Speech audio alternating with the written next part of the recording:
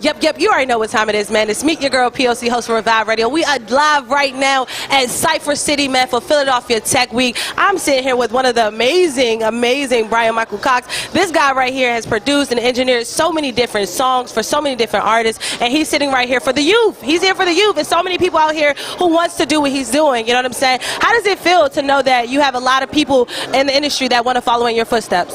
I mean, you know, it's a blessing for me, you know. It's just a blessing to be a person that people look up to. Because I look up so many people like Kenny Gamble, like Teddy Riley, like Jimmy Jam and Terry Lewis. So it's just good to be in the vicinity of those cats. Yes, man. And when it comes down to technology and innovation, do you see technology advancing for music, you know, or is it just for the producers and the engineers? What about the artists? Do you see technology advancing for the artists too? I mean, technology and music is synonymous. I mean, every era from, you know, the big 78, you know, vinyl to, you know, 45s to LPs to tapes and 8-tracks to CDs. Like, it's all been at the same time, at the same rate. So, I mean, it's vital. One can't live without the other. You know what I'm saying? And the crazy part is you could tell you've been around for a minute because you named all of them. You named every way that you can actually consume music, you know, but streaming. You forgot about streaming. So that's why I'm about to ask you. So now we have streaming, and streaming services is taking over the music industry. We don't even have hard copies anymore. What do you think about that? Because, you know, creating music at one point was the value was to actually touch it, to feel it. Now you're not able to do that. How do you feel? What do you think about that? It's just the evolution. You know, it's just, at the end of the day, as medium changes, as how we consume it change, like, you know, after a while, you know, everything becomes smaller and smaller and smaller. So at the big albums, now everybody's on a little, you know, smartphone. You know, you can walk with your whole album collection now. It's just evolution. We can't be afraid of evolution. We just have to embrace it and figure out how do we adjust. You know what I'm saying? But it's evolution. Technology is going to continue to evolve. You know, there are kids born now that that's never seen a compact disc. So let me ask you this, because nowadays, you know, I see a lot of engineers and producers actually becoming the artists themselves. You know what I mean? They're hopping from behind backseat and hopping in front of the camera nowadays, such as your DJ Mustard, your DJ Khaled. They're producing a track and dancing in the video like they Diddy or somebody. You know what I mean? So how do you feel about that when you see producers actually getting out there and becoming artists themselves? I mean, that's been happening. I just think that the reason why I see more of it now because it's just more things to choose from now, you know what I mean? Because of the onset of technology and being able to put your record out when you want to put it out and not be, held to the standard of the record label or be signed to the label. You can do whatever you want to do because you can make your record from start to finish on your laptop. You know what I mean? So we were seeing more of it, but we've always seen it. Babyface was a producer that turned to an artist, you know. Teddy Riley was a producer that turned to an artist. You know, back in the day, DJs like Tony Touch and Funk Flex and, you know, DJ Clue, I mean, they all made albums, they had platinum selling albums. Kanye West was a producer, you know what I mean? That turned into an artist. So it's always been, that's always been the case. It's just we see a lot of it now because we have more to choose from. It's more in the marketplace. A lot, and abundance at the palm of your fingertip, honestly. And let me ask you that too, because a lot of people, because of technology and the internet, you're able to put out your music and your projects faster, such as the YouTube producers. They create a beat and then throw it up on YouTube. What is your advice for producers to do that? Because you can easily get, you know, your work taken from you. People can still credit for what you do. Like, what is your advice for young producers out there? I think the difference is now when you make a record, when you open up your laptop or you open up your computer, and you open up a blank session, there's a timestamp. They can't fake that timestamp. Nobody can forge that timestamp. Nobody can adjust. So if I open up my laptop today, open up a Pro Tools session, or open up a Logic session, or open up an Ableton or FL, whatever you're using, as soon as that opens, it's going to say so-and-so, May so-and-so, 2019, you know what I mean? So you're really, it's just by knowledge. You're already protected.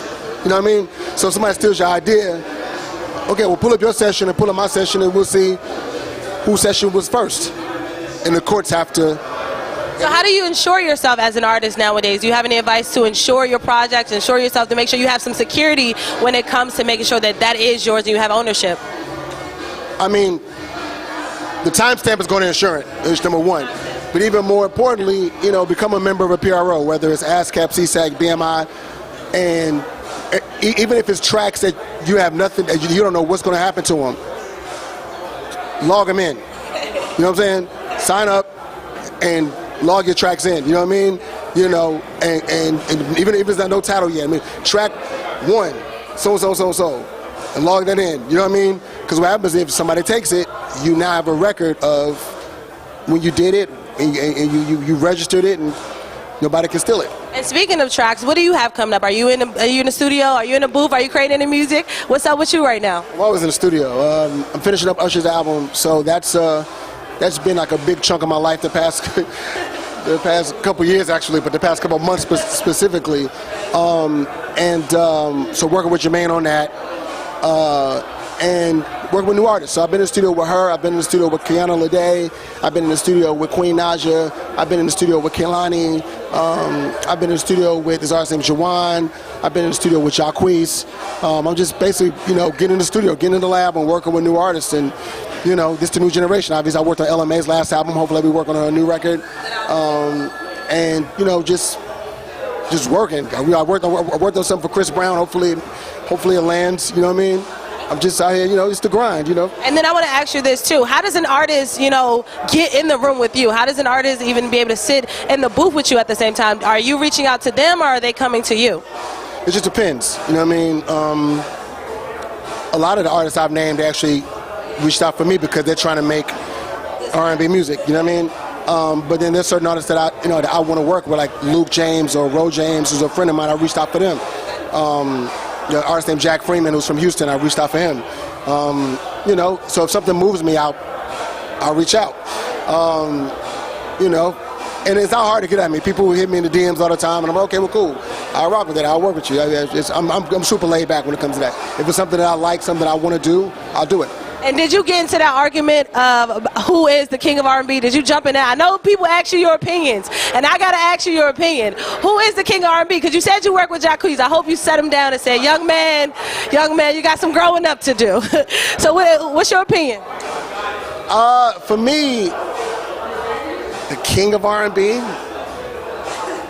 there are many kings, you know what I mean, in different kingdoms, you know what I mean? So, I don't know if you could say there's one king. There's many different kingdoms of R&B and many different eras. You know what I mean? You can't negate the era. We're talking about king of R&B in general. What he was claiming was the new generation. I know Jacquees. I spoke with him. I think that he just kind of ran with it because it was people picked it up and kind of ran with it. But, you have to be able to see it before somebody else sees it. You know what I mean? I'm not saying that what he did was right or wrong, but it did create a conversation, and he has a fan base that likes him, that really want to see him win. So, my opinion is there are many kings and many kingdoms, and Usher's a king for sure. Chris Brown is a king for sure. I feel like Beyonce is, You gonna go ahead and throw in that camera? Like Beyonce is light years beyond everybody. And I feel like when everybody's arguing about who the king, I think we clearly know who the queen is. You know what I mean? Nobody even jumped in that argument. But today we are here for Cypher City here in Philadelphia for Philadelphia Tech Week. And what do you have in store for everybody who's here? Well, we're going to have a conversation with Kenny Gamble, and which I think is going to be extremely insightful. He's a legend. He's a master. He's a king. He's the reason why we do what we do.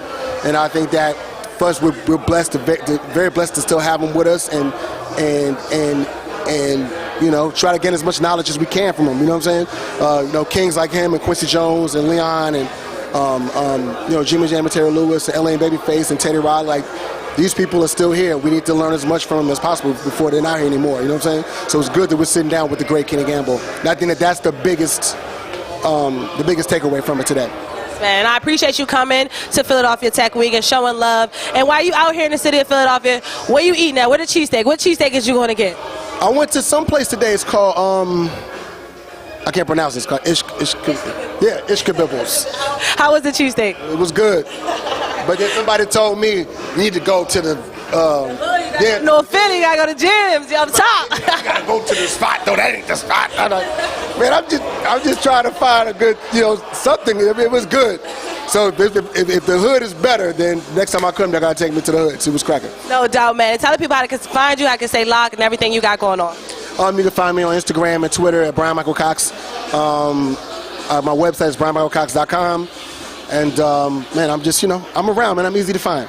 Man, and I appreciate you for supporting us here at Revive Radio. Once again, we are live at Cypher City. Make sure you guys stand up. If you are interested in tech, you need to be here right now. Let's go, reviveisalive.com. You already know what time it is, reviveisalive.com. Once again, reviveisalive.com. Tune in. Revive is alive.